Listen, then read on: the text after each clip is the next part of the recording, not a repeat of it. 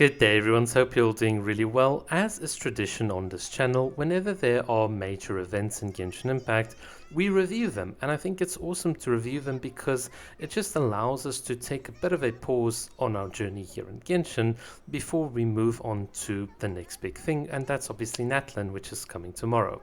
So in today's video, we'll look a bit at Simulanka, the limited time event that was available for about 42 days. And just to summarize it, it was really good. I really felt that Simulanka was probably the best event we've gotten so far, precisely because we got a lot of lore as well as a lot of stories that on the surface might seem a bit childish, but that were actually kind of deep in terms of their meaning and character exploration when it came to the residents of Simulanka, and obviously by proxy we learned quite a lot about the place as well as some of the secrets surrounding Teyvat, which is really juicy.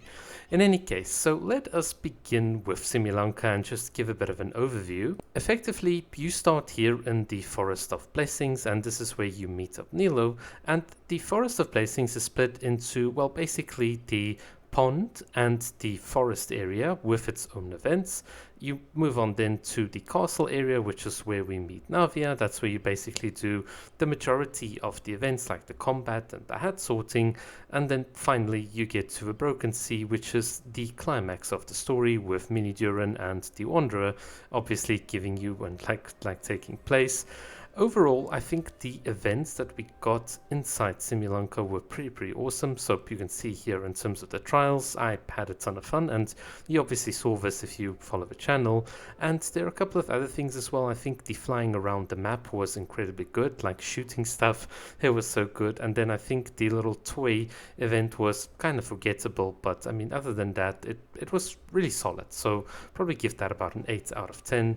In terms of like the environment and look and feel, you can certainly tell that the strategy from Hoyo to give us 3 separate areas, each with their unique flavors. You can see here the waterfalls and the forest, and like the more dynamic ups and downs here versus, let's say, the kingdom was really well done. I think because you had 3 distinct places, it felt like a breath of fresh air. So once you were kind of tired of this current place, which is where we had the flying princess and obviously the champion frog, and they've got quite a cool story, then you could head on over there to the castle, and like once you're in the castle, you can then help the toy figures, you can rewind time, you can rewrite their histories, which is, in the context of things, I thought like really cute. But what ultimately stood out about this place was the amount of good views you could get if you looked at things from certain angles. So for instance, if you teleported to the top or you looked out at the distance during different times of the day, you had like I think some of the best photo opportunities in Simulanka right here in the castle. And obviously paired with this, we had like the goddess statue, and we'll climb shortly on the train wheel, but it was just like really a breath of fresh air. So you can see here where I'm climbing up with Kokomi, you can just look out and it just feels good. You can look at the kingdom, it feels fresh, it feels very different from the usual Genshin, and I really loved it. I mean, you guys know me and my community post, like we love photos.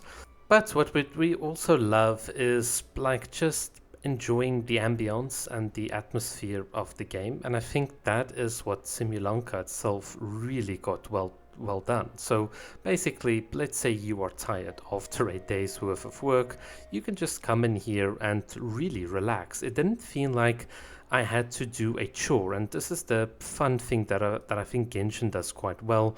In its casual content, you can literally just sit back, you can watch over the kingdom, you get different views. It's just, like I said earlier, the freshness of it, which just makes you feel relaxed and enjoy the game, which is kind of why we all love Genshin Impact, and why it's so sad that this is such a limited time event, because imagine you could come back on the odd occasion or fight some odd enemies, or like have the world of Simulanka also interact with the world of Genshin. That to me, I think is just the saddest part about all of this. It's so good, there's so many awesome memories, and yet it's just all gonna be taken away.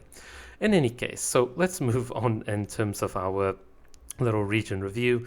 There's obviously the train tracks that connects the different regions, and then finally you get to the Broken Sea, which has got, I think, not as many spectacular views, but in terms of the color and the ambience, I think this place certainly has its own charm to it, and it really comes together after you've been playing for a while. And if you're like me and you can let's just say there are ways to manipulate the graphics in games, so you can get some really, really funky photos. So hopefully you've seen those where we had like the almost like dark sea background of, I almost tell you of Kokomi, but the dark sea background of Kokomi gliding in a burst.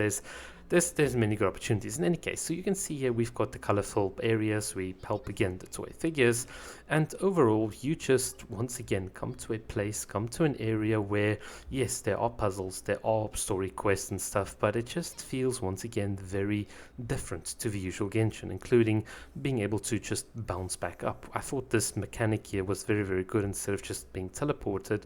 Very nice touch there by Hoyo. But overall, this area, fantastic, phenomenal. So, what is then ultimately the point of playing Simulanka? Well, I think apart from just completing the stories and stuff, your end game is collecting what these excerpts of bliss. You can almost think of it like your progress that you need to do in order to complete the entire region. And this is the end game, doing all of the activities in Simulanka within the limited amount of time.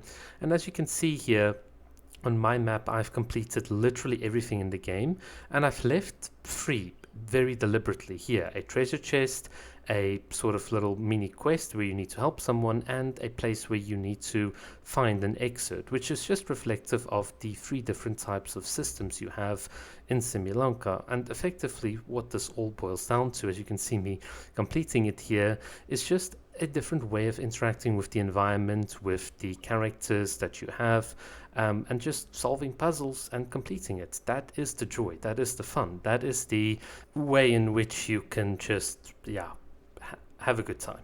So, whilst we let the background footage play out here, let's talk a bit about the Simulanka story. So, effectively, what you got out of it, if you had to like take a bird's eye view, is the fact that the characters in Simulanka and by extension Teyvat are almost trapped in a predefined fate or like circular loop.